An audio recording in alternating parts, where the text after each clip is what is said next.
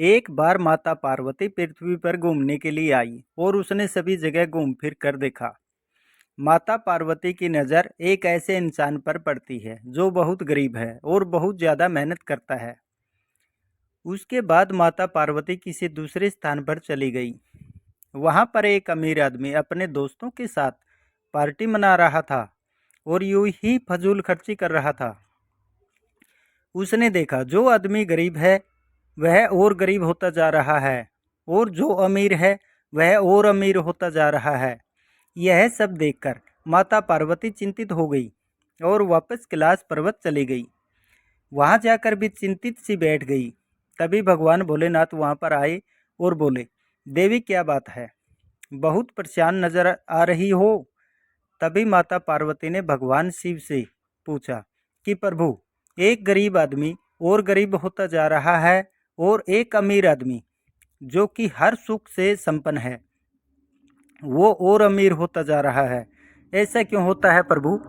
महादेव बोले कि चलो देवी, आज पृथ्वी लोक पर चलते हैं। शिव पार्वती चल दिए और पृथ्वी लोक की सैर करने लगे।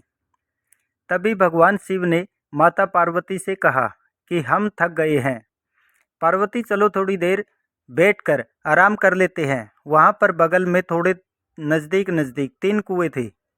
उनमें से 2 कुएं बिल्कुल साफ सुथरे थे और एक कुआं टूटा फूटा था। भगवान शिव ने माता पार्वती से कहा कि जाओ 2 ईंट लेकर आओ। माता पार्वती ईंट लेने के लिए गई। जो कुआं टूटा फूटा था, माता पार्वती ने वहां से ईंटों को उठाया और भगवान शंकर के पास लेकर आई।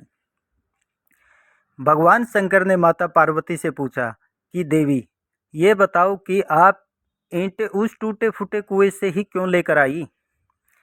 इससे अलग 2 कुएं और भी थे, उनसे आप ईंट क्यों नहीं उठा कर लाई। माता पार्वती बोली कि प्रभु, वो दोनों कुएं कितने बढ़िया और साफ सुथरे हैं, फिर उनको तोड़कर मैं खराब क्यों करूं।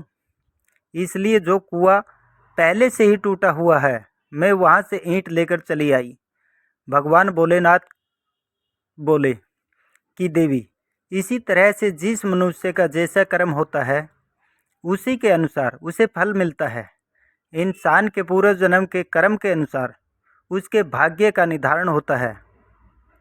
जो जैसा कर्म करता है उसी के अनुसार उसे फल मिलता है, उसका जन्म होता है।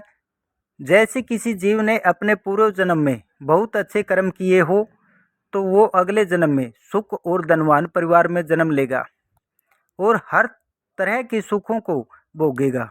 इसी तरीके से यदि किसी मनुष्य ने पूर्व जन्म में बहुत पाप किए हैं और कभी दान दक्षिणा नहीं दिया, सारी जिंदगी उसने दूसरों को सताया और कभी किसी पर दया नहीं की, तो उसके कर्म के अनुसार अगले जन्म में वो किसी गरीब घर में यहाँ जन्म लेगा और सारी उम्र गरीबी और लाचारी से परेशान रहेगा।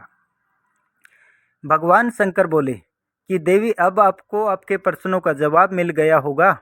माता पार्वती ने भगवान शिव का शुक्रिया अदा किया और बोली कि प्रभु, अब मैं समझ गई कि गरीब और गरीब, अमीर और अमीर क्यों होता चला जाता है।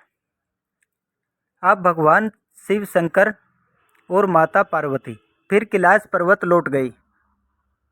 दोस्तों, यह थी हमारी आज की कहानी। अगर आपने पसंद आई है तो लाइक, शेयर और सब्सक्राइब करना ना भूलें और कमेंट में हर हर महादेव अवश्य लिखें।